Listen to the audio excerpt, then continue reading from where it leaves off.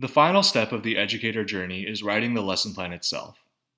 We provide two templates, one long and one short. The long template, 3A, is based on the guidelines for edTPA, one of the major assessments for teacher prep programs. The language on the left-hand column reflects the guidelines for planning, instruction, and assessment in edTPA.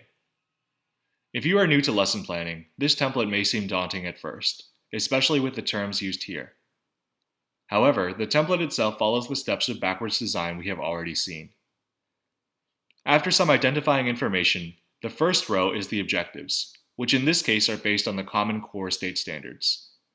Feel free to use whichever standards are relevant to your own teaching. The next row is the central focus, edTPA's term for a long-term goal that unites individual objectives. The central focus can cover more than one lesson and can be thought of as the unit objective. Academic language refers to the way students use reading, writing, listening, and/or speaking to reach the objectives.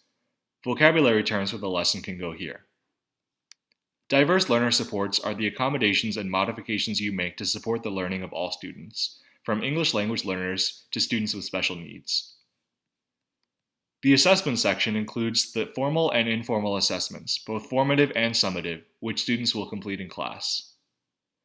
Next, the agenda and most of the remainder of the document break down the lesson into pieces you can plan individually, complete with checks for understanding and effective transitions.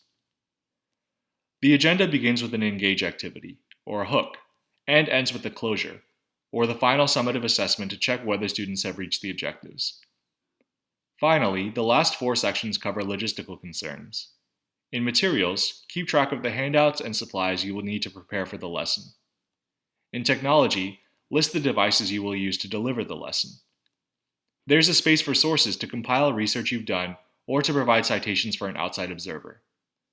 The reflection and notes category is there to anticipate potential issues before teaching and to look back after teaching for changes you'd want to make for next time.